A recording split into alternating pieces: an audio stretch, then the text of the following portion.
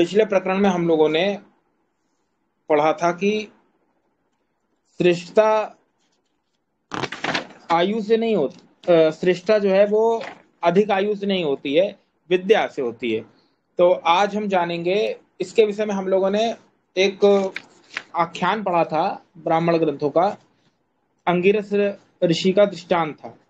जो अंगिरा वंशी शिशु था वो मंत्र दृष्टा हुआ था और उसने अपने ही पितरों को जो है पुत्र कह के संबोधित किया, चूंकि वो विद्यारूपी में बड़ा था। और चूंकि वो आख्यान था तो उसमें बाकी जो बातें आती हैं वो एक अलंकार स्वरूप हैं। हमने समझा दिया था आख्यान क्या होते हैं, कल गहराई में बताया था आप लोगों को। अधिक जानकारी की कल वाली क्लास रिपीट में सुन सकते हो, सब रिकॉर्डिंग पड़ी रहती है ग्रुप में। आज का विषय है कि वर्णों की परस्पर ज्येष्ठता क्या है। तो देखिए ज्येष्ठता क्या होती है। तो संस्कृत पहले लेते हैं इसका। विप्राणाम ज्ञानतः, ब्राह्मणों में अधिक ज्ञान से, विप्रों में अधिक ज्ञान से। क्षत्रियाणाम तु वीर्यतः, क्षत्रियों में बल से।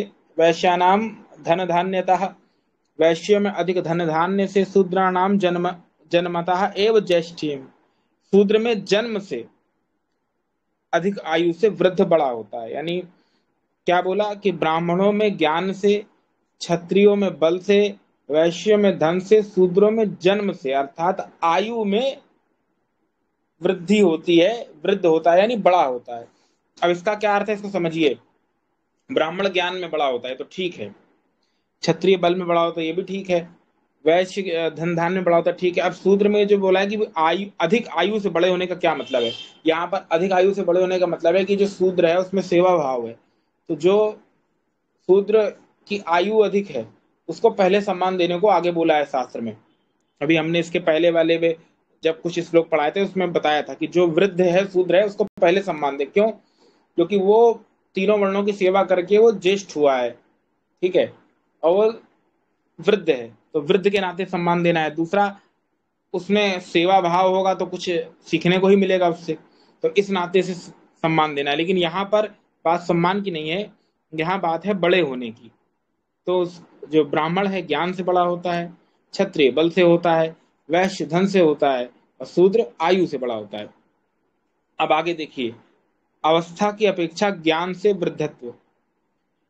तो शास्त्र का वचन है कि कोई मनुष्य तेन वृद्ध न भवति, उस कारण से वृद्ध नहीं होता। ये न अस्य सिरः पलितम, कि जिससे उसके केस पक जावे। तो किससे होता है? तो या वह युवा अपि अधियाना, जो जवान भी अधिक पढ़ा हुआ है, विद्वान है, तम देवा स्थविरम विदुहु, उसको विद्वान लोगों ने वृद्ध माना। इसी की समीक्षा करते हुए ऋषि दयानंद जी ने सत्यार्थ प्रकाश के दसम समोल्लास और संस्कार विधि के वेदारंभ विषय में लिखा है कि उस कारण से वृद्ध नहीं होता कि जिससे सिर पर झूल जाए, यानी झुर्रियां आ जाएं, केश पक जाएं, ऐसे कोई बड़ा नहीं होता। किंतु विद्वानों का मत है कि जो विद्या में बड़ा है उसी को बड़ा मानना चाहिए। क्या बोला? कि जो विद्या में बड़ा है वो बड़ा होता है, ना कि ऐसे कोई बड़ा होता है। अब आगे देखिए क्या लिखा है। मूर्खता की निंदा तथा मूर्ख का जीवन निष्फल। यथा काष्ठ में हस्ती, जैसे काठ का बना हाथी। यथा चर्म में मृग, जैसे चमड़े का बना मृग। और यह अनधीयानः विप्रः, जो वेद शास्त्रों का स्वाध्याय न करने वाला द्विज। यहाँ क्या बोला? अनधीयानः यानी अनध्ययन करने वाला द्विज, जो निर्धारित मुख्य कर्म वेद का अध्ययन अध्यापनम नहीं करता, उसी को क्या बोला है? स्वाध्याय से रहित। ते त्रयः, वे तीनों नाम विभ्रति, नाम मात्र के ही हैं, अर्थात हाथी, मृग और द्विज नकली हैं। जैसे काठ का कठपुतला हाथी, चमड़े का बनाया हुआ मृग, वैसे ही बिना पढ़ा हुआ ब्राह्मण वह बुद्धिमान जन होता है। यानी जैसे काठ का बना हाथी का क्या मतलब है? काठ का बना हाथी यानी लकड़ी का बना हाथी, ये खोखले होते हैं, असली तो होते नहीं है। चमड़े का बना मृग ये नकली है, इसका मृग रहने का कोई मतलब नहीं है, कोई मृग के गुण तो उसमें है नहीं। वो नाम मात्र का मृग है, यानी दिखावे का है ना भाई, वो तो खिलौना बनाया गया है, उसका प्रोटोटाइप या नकल बनाई गई इनको दिखाने के लिए। वैसे ही जो ब्राह्मण विद्या अध्ययन नहीं करता, वेद अध्ययन नहीं करता, वो दिखावे का ब्राह्मण होता है, नकली ब्राह्मण होता है। यानी अगर महर्षि दयानंद की भाषा में कहें तो वो व्यक्ति जो है, हालांकि वो नहीं हो सकता है, चलिए ठीक है छोड़ देते हैं वो शब्द, लेकिन जो दिखावा करता है और ब्राह्मण होने का, तो वो पोंगा पंडित बोल सकते हैं या पोंगा बोल सकते हैं, ठीक है, इस भाव में बोल सकते हैं। अब आगे देखिए, अगला श्लोक है,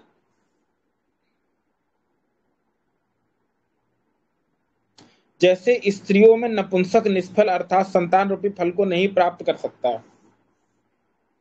यथा गवी गऊ अफला, और जैसे गायों में गाय निष्फल है अर्थात जैसे गाय गाय से संतान रूपी फल को नहीं प्राप्त कर सकती, जैसे अज्ञानी व्यक्ति को दिया दान निष्फल होता है, वैसे ही वेद ना पढ़ा हुआ स्वाध्याय से रहित ब्राह्मण मिथ्या है, उसको ब्राह्मण नहीं मानना चाहिए। यानी क्या बोला कि जैसे स्त्रियों में नपुंसक निष्फल अर्थात संतान रूपी फल को नहीं प्राप्त कर सकता, जैसे नपुंसक जो है वो पुत्र प्राप्ति नहीं कर सकता स्त्रियों में, जैसे गायों में गाय निष्फल है अर्थात जैसे गाय गाय से संतान रूपी फल को नहीं प्राप्त कर सकती, ठीक है, यानी गाय गाय से तो होगा नहीं, उसके लिए आपको बैल आदि चाहिए, और वहां पर स्त्रियों में नपुंसक जो होगा व्यक्ति, वो क्या ही संतान उत्पन्न करेगा।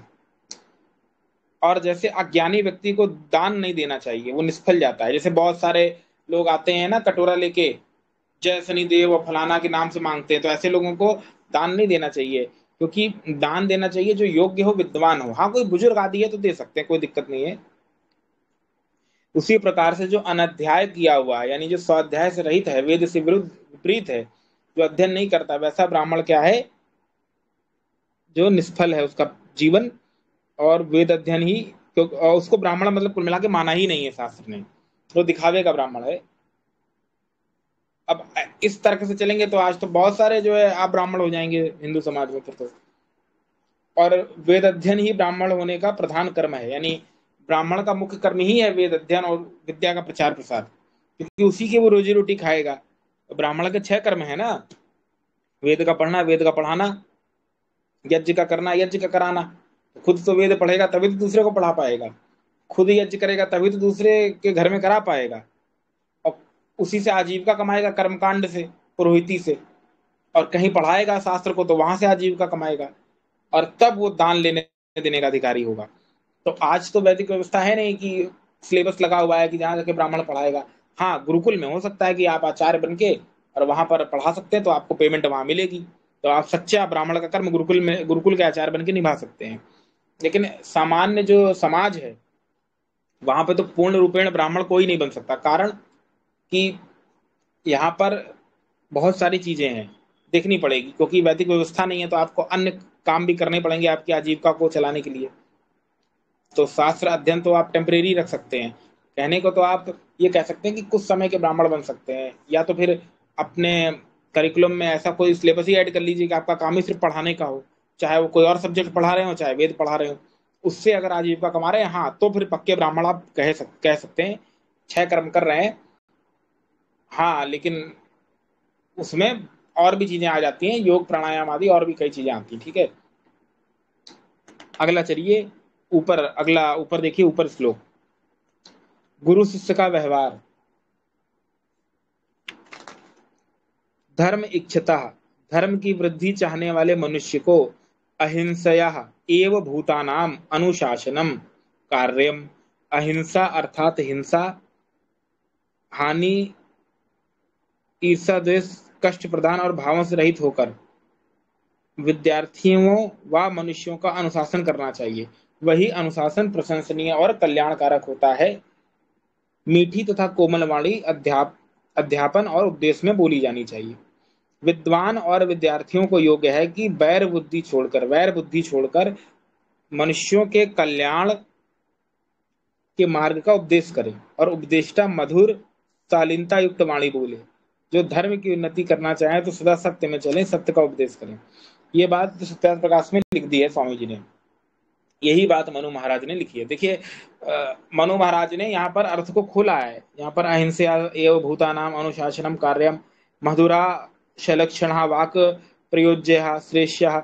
तो इसको खोलकर उन्होंने एक एक भाव को स्पष्ट किया है कि जो अहिंसा आदि को छोड़ देना चाहिए, मतलब कुल मिला के हिंसा छोड़ देनी चाहिए, अहिंसा का पालन करो, ईर्ष्या देश छोड़ दो। अच्छा, इसमें एक चीज जोड़ दें, यहाँ जो अहिंसा शब्द आया है कि हिंसा नहीं करनी है, तो इसका जो भाव है वो एक रूप में लेना चाहिए, बहुरूप में नहीं लेना चाहिए।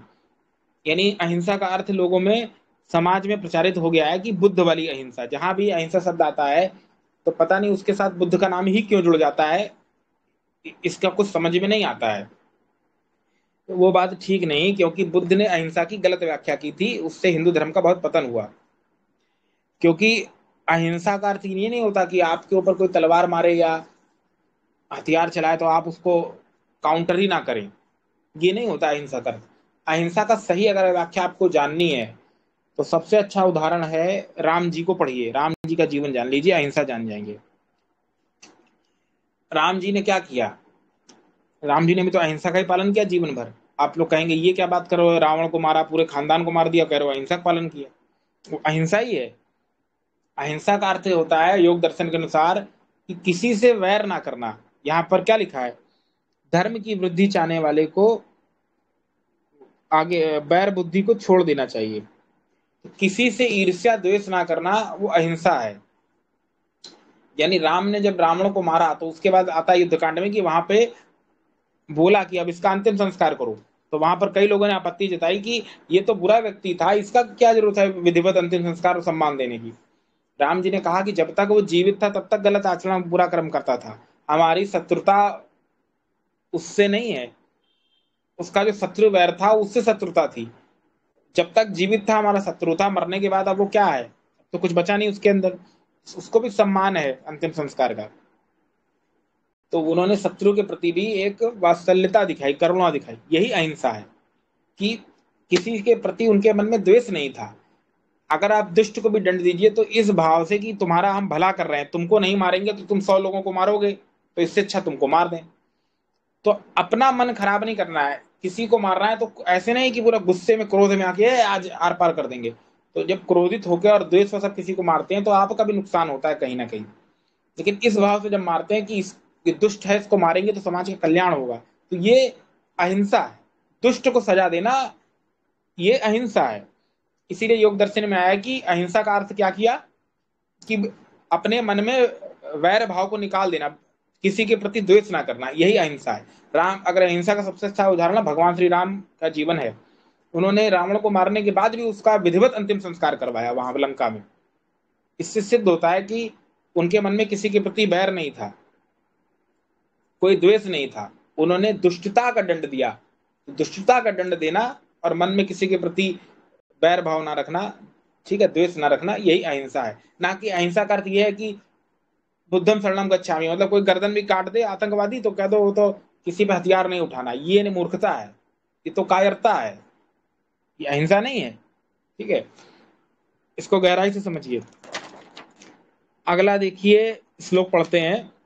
पवित्र मन वाला ही वैदिक कर्मों के फल को प्राप्त करता है। तो देखिए क्या लिखा है, यश माने जिस मनुष्य के वाग मनसी, वाग यानी वाणी, वाग का अर्थ क्या होता है, वांग का अर्थ है वाणी, वाणी और मन, मनसी मन सदा सदैव शुद्धे शुद्ध भाव युक्त रहते हैं। शुद्ध भाव युक्त का अर्थ है दोष रहित होते, क्योंकि जब दोष रहित होंगे तभी तो शुद्ध होंगे। और सम्यक गुप्ते, भली भांति अपने नियंत्रण में रहते हैं, गुप्त रहते हैं।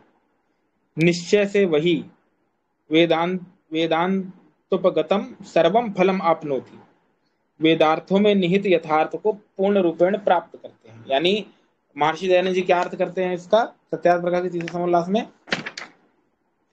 जिस मनुष्य की वाणी और मन शुद्ध रहते हैं, सुरक्षित रहते हैं, वही सब वेदांत अर्थात वेदों के सिद्धांत रूपी फल को प्राप्त करता है। अच्छा, यहाँ वेदांत का अर्थ वेदांत दर्शन नहीं है, वेदों का सिद्धांत को वेदांत बोला है। वेदांतोपगतम यानी वेदों के जो भी पूरा जो है सिद्धांत है उसको फल रूप में प्राप्त करता है। तो वो कौन प्राप्त करता है? जो मनुष्य वाणी और मन को शुद्ध रखता है। क्योंकि वाणी और मन को जब शुद्ध रखेगा तभी वेदों को पढ़ पाएगा। क्योंकि ये जो ब्रह्म विद्या है इसमें लोगों की रुचि नहीं है। क्यों? क्योंकि उसी की रुचि आएगी जो थोड़ा नियंत्रण करेगा, क्योंकि ये सब पढ़ना लोगों को अच्छा नहीं लगता, कौन ध्यान करे ये सब करे।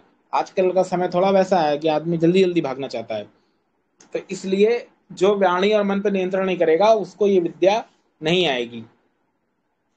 नया नया हो सकता है कि आप नए नए जुड़े हों तो आपको डिबेट डिस्कशन में मजा आ रहा है, किसी को ट्रोल करने में मजा आ रहा है, खंडन करने में मजा आ रहा है, लेकिन ये सब एक सीमा तक रहता है। ये 1-2 साल की बस खुमारी होती है, 2 मिनट में उतर जाती है।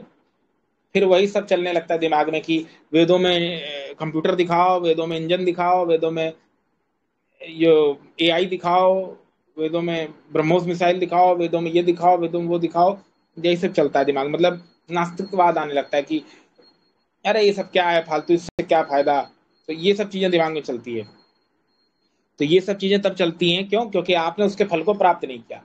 क्योंकि लोगों के दिमाग में क्या घुसा है कि हमारे समाज में कि ये सबको कोई फायदा नहीं पढ़ने से। तो तभी यहाँ बोला है कि वही लोग वेद को प्राप्त कर सकते हैं, वेद के फल को, जो क्या हो, सदाचारी हो, शुद्ध मनवाणी वाले हो। नहीं तो वेद के फल को कोई प्राप्त नहीं करता। कुल मिला के इसका अर्थ क्या है?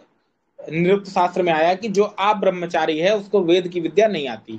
यानी जो जीवन में वाणी पे और मन पे नियंत्रण नहीं है, ब्रह्मचारी नहीं है, उसको वेद का फल प्राप्त नहीं होता।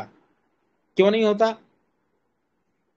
क्योंकि उसका मन नहीं लगता उसमें। क्योंकि जो तपस्या करेगा, तप करेगा, उसी का मन लगेगा ये ब्रह्म विद्या में। और और जो लोग हैं जो भौतिक साधनों के पीछे भागना चाहते हैं, उनका मन नहीं लगेगा इसमें। तो मन उन्हीं का लगेगा जो एकाग्र करना चाहेंगे। तो फिर वो उनके दिमाग में ये आ जाता है कि इसको पढ़ के कोई लाभ नहीं है। समझ रहे हैं? बस ये बात है। दूसरा, इंसान जो है स्वार्थी है, वो अपना फायदा देखता है। आज अगर सिलेबस में ये लगा है तो पढ़ के अगर पास होना है तो आदमी पढ़ना भी चाहेगा, नहीं तो जब आपके सिलेबस में नहीं लगा है तो कोई क्यों ही पढ़ना चाहेगा। तो ये भाव भी उनके दिमाग में रहता है, इसको पढ़ के क्या होगा। लेकिन वो भूल जाते हैं कि नौकरी चाकरी पेशा वो तो अलग चीज है, लेकिन एक आपका जीवन भी तो मिला है ना, इसको कैसे चलाना है, तो इसकी शिक्षा इसी से मिलेगी। विज्ञान की किताब आपको ये नहीं सिखाएगी मोरल वैल्यूज क्या होती हैं, ये आपको धार्मिक ग्रंथ ही सिखाएंगे। और दूसरा कि इन शिक्षाओं को जान के आपका जीवन सुधर जाएगा। जैसे गृहस्थी में जाना है तो सारा गृहस्थी का करिकुलम, कैसे गृहस्थी को जीना है, क्या क्या पालन करना है, ये सब इसमें लिखा है। वानप्रस्थ में जाना है तो सारा उसका जो सिस्टम इसमें लिखा है, संन्यास का लिखा, सब लिखा है। आदि अधिनीति के बारे में लिखा है, पर्यावरण को कैसे शुद्ध रखना है, सब तो लिखा है। अपने इंद्रियों को कैसे स्वच्छ रखना है। योग सबसे बड़ा विज्ञान तो योग ही है। जो इंसान अपने शरीर को जान लिया उसने सब जान लिया। सबसे बड़ा साइंस तो इसी शरीर में छुपा है। तो योग से बड़ा क्या विज्ञान होगा। तो इसीलिए यहाँ पर इस बात का ध्यान रखना चाहिए कि जो भाव ये है मनु महाराज का, जो आप ब्रह्मचारी है उसको वेद की सिद्धि नहीं होती, फिर उसके जीवन में नास्तिकता आती है। आगे देखिए, दूसरों से द्रोह का निषेध किया है मनु महाराज ने।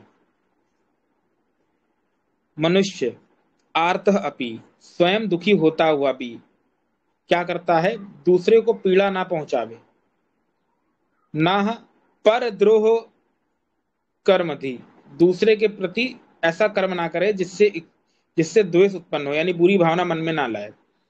अस्य यथा वाचा उद्विजते, मनुष्य के जिस वचन को बोलने से कोई उद्विग्न न हो, ताम आलोक्याम ना उदीरयेत, ऐसे उस लोक में आप प्रशंसनीय वाणी को ना बोले। यानी जिस वाणी चीज को बोलने से हमें दुख प्रतीत होता हो मन में, वैसा दूसरों को ना बोले। यानी जैसे हमारे ऊपर कोई कटाक्ष करे तो हमें बुरा लगता है, तो कोशिश करें दूसरे को ना बोले। तो इसीलिए पूरी कोशिश ये करें कि ऐसे वचन ना बोले जिससे सामने वाले को पीड़ा हो, और सदा प्रशंसनीय वाणी बोले। हालांकि ये बहुत मुश्किल है, हम लोग ही भटक जाते हैं जीवन में कभी, क्योंकि जब कोई हम पे दोषारोपण करता है तो मुंह से वो निकल ही जाता है। लेकिन ये जो बात लिखी है कि ईर्षा द्वेष मत करें, बोले ना, तो ये बात बहुत रेयर है। कोई बहुत तपस्या करने के बाद ही इसकी सिद्धि प्राप्त होती है। ये लिखा तो बहुत कुछ होता है किताबों में, लेकिन उसको पालन करना बड़ा मुश्किल होता है। अब महर्षि दयानंद जी ने तो पालन कर लिया था। उनके जीवन में घटना आती है कि एक बार की बात है, वो किसी शहर में थे, तो वहां बैठते थे वो, तो एक व्यक्ति रोज आके माँ बहन की गाली देके जाता था उनको। ठीक है, तो कुछ नहीं बोलते थे, तो वो 1 महीने से लगातार गाली देता था वो। एक दिन की बात है, भक्त लोग स्वामी जी के कुटिया में आए और वहां पे ढेर सारे फल लेके आए। तो भक्तों में फल बट गया, तो उसके बाद बहुत सारा फल बचा था। स्वामी जी ने एक भक्त से कहा कि ये फल ले जाकर उस व्यक्ति को दे आओ, वहां देखो बैठा है वो नीचे। तो वो गए, दे दिए। कहते हैं ये क्या है? कहते हैं वो महर्षि दयानंद जी ने भिजवाया आपके लिए। कहते हैं ये झूठ बोल रहे हो तुम। कहते हैं क्यों? अरे यार उन्होंने ही भिजवाया। कहते हैं हम कैसे मान लें? कहते हैं अरे भिजवाया, चल के उनसे पूछ लीजिए। तो कहता हम मान ही नहीं सकते, मान ही नहीं सकते वो भिजवाएगा हमको। कहता क्यों नहीं मान सकते? बोला अरे हम रोज तो गाली देते हैं उस व्यक्ति को, तो हमको क्यों भिजवाएगा? वो हमारा दुश्मन है। तो उन्होंने, उस सेवक ने कहा कि ये सब हम नहीं जानते, उन्होंने हमसे जो कहा हमने कर दिया, अधिक आपको हो तो जाके पूछ लीजिए। तो वो व्यक्ति चला गया उनके पास, और महर्षि ने बोला कि हाँ।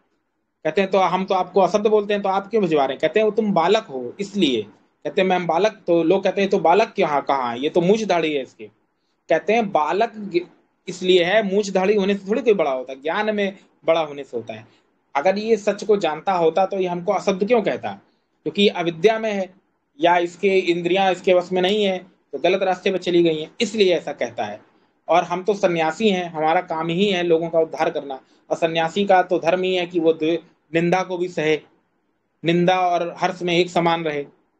तो वो पिघल गया देख के कि बताओ, जिसको हम रोज गाली देते हैं वो हमें फल खिला रहा है। पैर में गिर गया, साष्टांग दंडवत हो गया।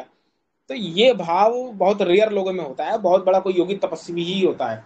फिर भी हमें भी कोशिश करनी चाहिए कि अगर इसका 10-12% भी पालन कर लें तो सुधर जाएगा हमारा जीवन। ठीक है, अब आगे देखिए। ब्राह्मण के लिए अवमान सहन का निर्देश। ब्राह्मण वर्णस्थ व्यक्ति नित्यम सदैव सम्मानात, सम्मान प्राप्ति से, लोकेशणा से, विषात इव उद्विजेत, ऐसे बचकर रहे जैसे कोई विष से दूर रहता है। और अवमानस्य, देखिए सम्मान को संस्कृत में क्या कहते हैं? अवमानस्य। अब आप लोग ये याद कर लीजिए, सम्मान को नहीं कहते हैं, सम्मान ना प्राप्त करने की भावना को अवमानस्य कहते हैं। सम्मान को सम्मानात बोलते हैं। ठीक है, यानी सम्मान ना प्राप्त करने की भावना। अमृतस्य इव सर्वदा आकांक्षित, अमृत प्राप्ति की इच्छा के समान सदा रखे। अर्थात ब्राह्मण के लिए सम्मान को विष के समान जाने, और सम्मान की इच्छा ना करना अमृत के समान जाने। यानी ब्राह्मण को कभी भी लोकेशना नहीं होनी चाहिए कि उसको प्रसिद्धि मिले, सम्मान मिले। समझ रहे हैं? इसको सदा विष के समान समझे। और यदि कोई सम्मान की इच्छा उसके मन में ये ना है कि हमको सम्मान मिलना ही मिलना है, तो ये इसके लिए हितकारी है। यानी भाव ये है, क्या है, ऋषि दयानंद जी क्या लिख रहे हैं कि सन्यासी जगत के सम्मान से विष के तुल्य डरता रहे, और अमृत के समान अपमान की चाहना करता रहे। क्योंकि जो अपमान से डरता है और मान की इच्छा करता है, वही प्रशंसित होकर मिथ्यावादी और पतित हो जाता है। इसलिए चाहे निंदा हो, चाहे प्रशंसा हो, चाहे मान हो, चाहे अपमान हो, चाहे जीना, चाहे मृत्यु, चाहे हानि लाभ, कोई प्रीति करे, चाहे कोई वैर करे, चाहे कोई अन्न पान वस्त्र उत्तम स्थान मिले, चाहे शीत उष्ण क्यों ना हो, सबका सहन करे, अधर्म का खंडन करे, धर्म का मंडन करे। ये सन्यासी के दायित्व हैं। आज कितने सन्यासी इसका पालन कर रहे हैं? अगर हाथ पर गिनेंगे तो 4 मिलेंगे मुश्किल से।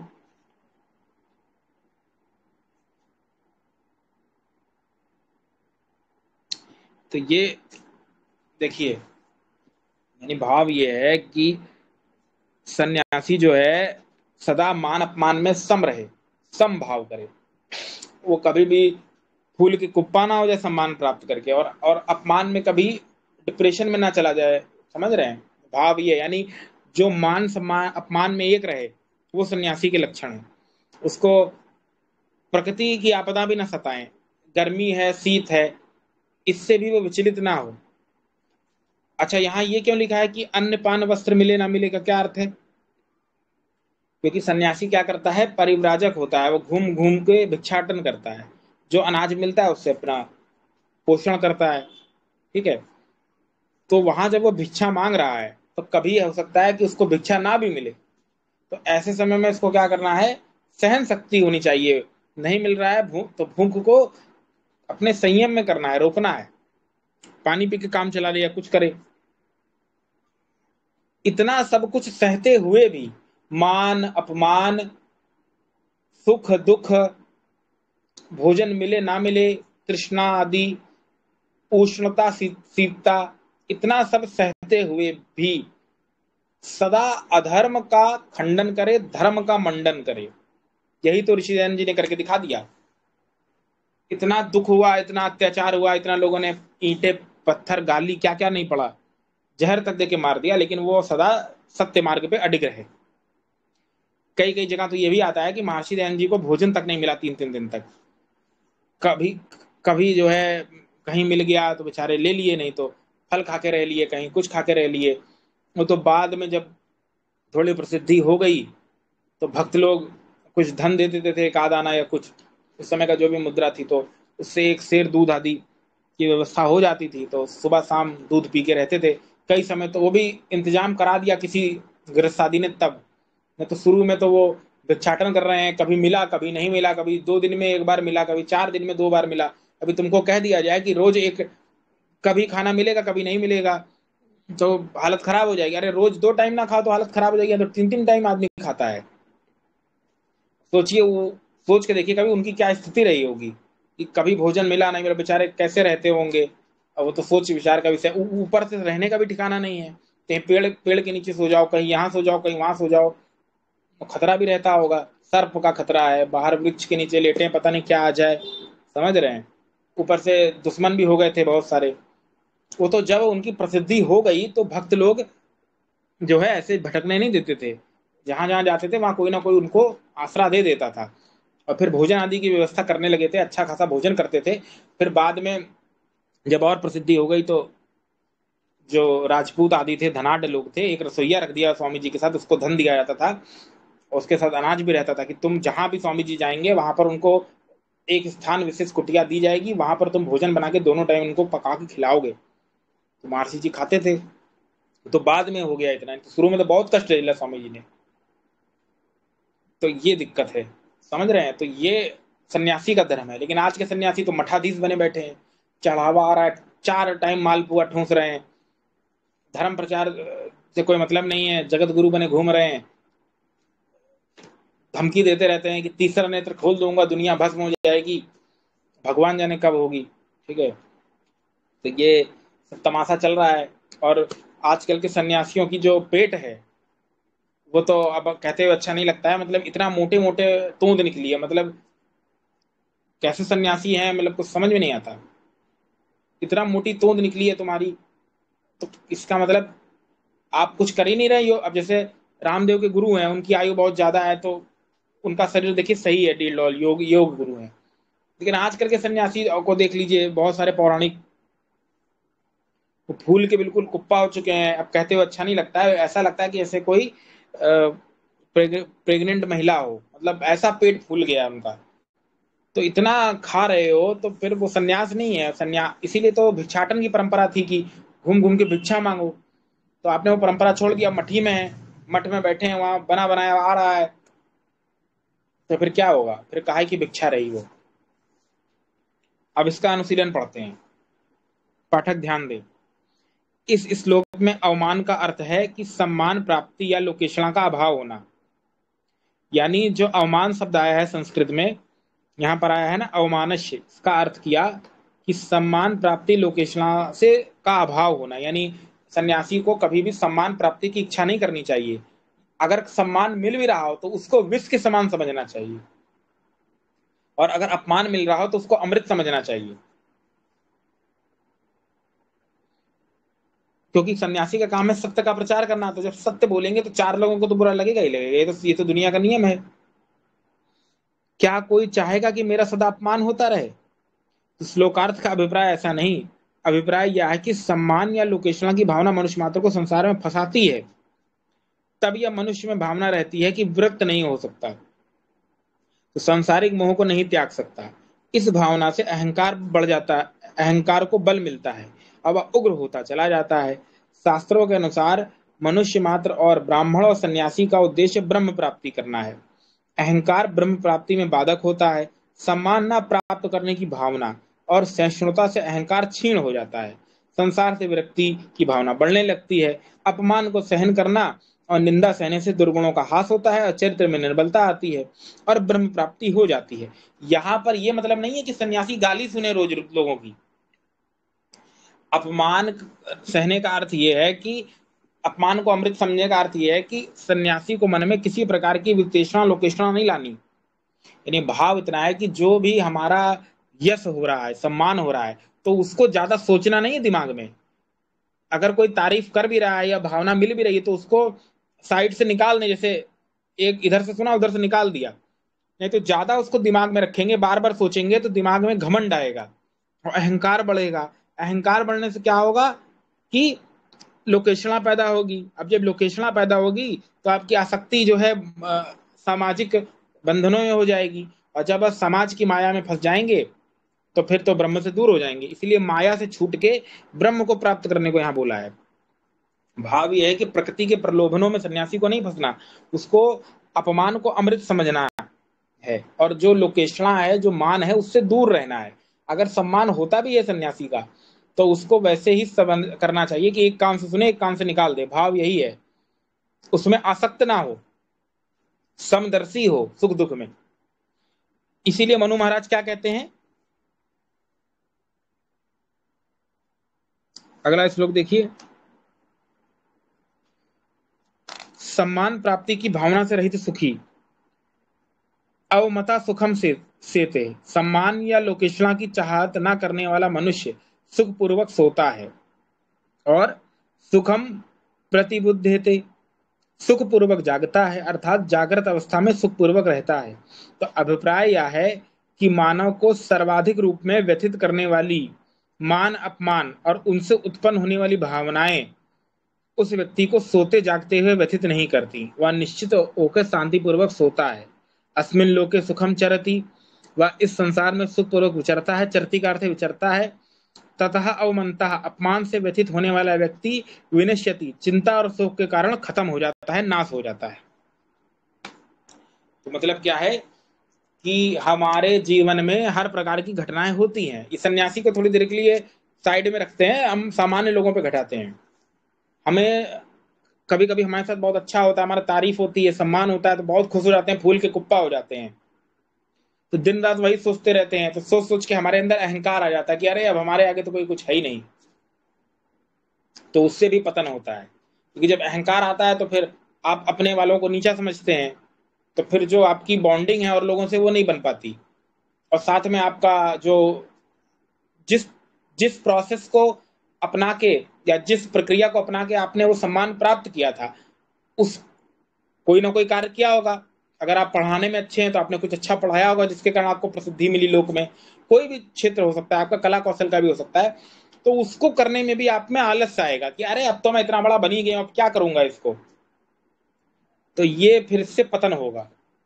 और दूसरा, यदि निंदा होती है, अपमान होता है, तो कभी कभी हमारी जो बात है वो दिल में लग जाती है। बहुत लोगों के वो सोचते रहते हैं उसको दिन रात। तो सोचते हो क्या होता है कि उनको रात में अच्छी नींद भी नहीं आती है। तो फिर उनके मन में ज्यादा किसी विषय को सोचने से मन में द्वेष उत्पन्न हो जाता है उस व्यक्ति के प्रति, जिस कारण से हमारा अपमान हुआ और जिस व्यक्ति ने किया, तो फिर द्वेष उत्पन्न होता है कि इस व्यक्ति ने किया तो अब इसको सबक सिखाऊंगा। तो जब द्वेष उत्पन्न होता है तो बुरा लगता है। इसीलिए द्वेष नहीं करना है। अगर उसने कोई गलत कार्य किया तो उसको दंड देके बस टाटा बाय बाय कर दीजिए, साइड कर दीजिए। उसके प्रति उसके विचार को दिमाग में रखना नहीं है। इसीलिए जब भी कोई गलत विचार आए दिमाग में या निंदा हो और मन में ऐसे भाव चलें कि अब तो ऐसी की तैसी कर दूंगा, द्वेष हो जाए उस व्यक्ति के प्रति, या कोई विचार दिमाग में चल रहा है और अच्छे से नींद नहीं आ रही है और वो अंदर चल ही रहा है लगातार, बुरा लगा है आपको, आपके हृदय को घात पहुंचा है उससे, तो कोशिश करें कि उस विचार को दिमाग से निकालने का प्रयास करें। इतना आसान नहीं होता। उसका तरीका यह है कि अपने दिमाग को कहीं और लगाएं, कहीं घूमने निकल जाएं, कहीं शास्त्र का अध्ययन करें, समझ रहे हैं, कहीं शांति में बैठ के कहीं चले जाएं, पार्क आदि में वहां ध्यान लगाएं। क्योंकि जब आपको कोई ऐसी बात बोल देता है जो अप्रिय होती, कटु होती, चुभ जाती है, तो वो दिमाग से निकलती नहीं है। तो ऐसी स्थिति में क्या होता है कि अच्छी नींद नहीं आती। वही चीज यहाँ बताई जा रही है। तो ये भाव तो खैर सन्यासियों के लिए है, क्योंकि सन्यासियों को सुख दुख ज्यादा सहना पड़ता है, क्योंकि भिक्षाटन की परंपरा रहती है। वहां पर कभी भिक्षा मिली नहीं मिली, शीत हो उष्णता हो, समान रहना पड़ता है। क्योंकि वस्त्र भी वैसे ही धारण करते हैं। आज तो सुविधाएं हो गई हैं, मठों में भी सब मिलने लगा है, पहले इतना नहीं था। महर्षि दयानंद जी को तो वो तो खड़ाऊ ही पहनते रहे जीवन भर, और वही पहनते रहे। शुरू में तो खाली जो है लंगोट आदि ही पहनते थे, नीचे का वो धोती आदि, बाद में पूरा वस्त्र पहनने लगे थे, यानी ऊपर तक और वो भी उसी एक कपड़े का बनाते थे, कोई स्वेटर नहीं पहनते थे या ऐसा कुछ नहीं। तो सन्यासी को बड़ा कष्ट झेलना पड़ता है, उसको समाज का आध्यात्मिक कष्ट भी झेलना पड़ेगा, समाज के लोगों की निंदा भी झेलनी पड़ेगी, साथ में उसको व्याघ्र भी झेलने पड़ेंगे। व्याघ यानी जो भी आपकी सूची आदि होती है, यानी जो भी घात होता है, सर्प आदि हो गया, कोई शीत हो गया, उष्णता हो गई, तो मान हो गया, अपमान हो गया। तो सन्यासी बहुत मुश्किल होता है बनना, यानी बहुत ही कठिन क्लिष्ट कार्य है सन्यास लेना। आज के समय में ऐसा नहीं है। आज के समय में सन्यासी ज्यादातर मौज उड़ा रहे हैं, क्योंकि सन्यास ले लिए हैं, तप करते नहीं है, शास्त्र पढ़ते नहीं है, तो फिर वो क्या कर रहे हैं कि मठों में बैठ गए हैं, वहां मलाई मिल रही है और पेट फूल रहा है, बड़ा हो रहा है, मोटा रहे हैं, बस तमाशा कर रहे हैं। तो ये बात ठीक नहीं है। तो यहां पर यही बात हम लोगों ने जानी।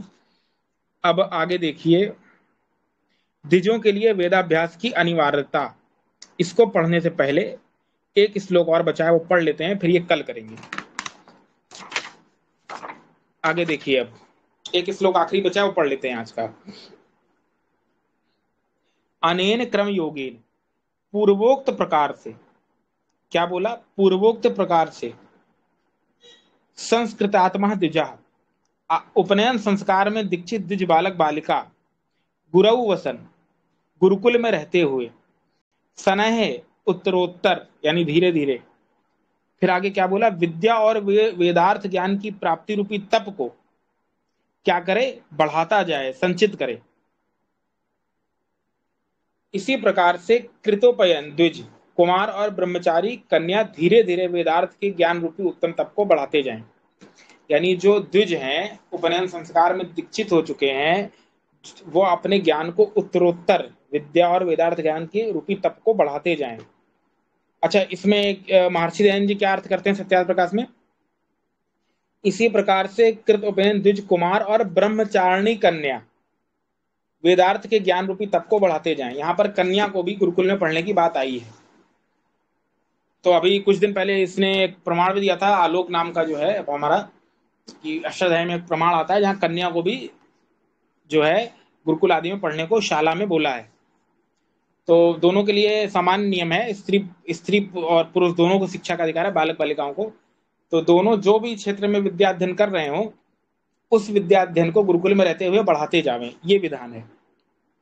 और विद्या अध्ययन में अनिवार्यता हुई है द्विजों के लिए, तो उसको हम अगले प्रकरण में पढ़ेंगे। आज के लिए इतना ही। किसी का कोई प्रश्न है तो पूछ सकता है।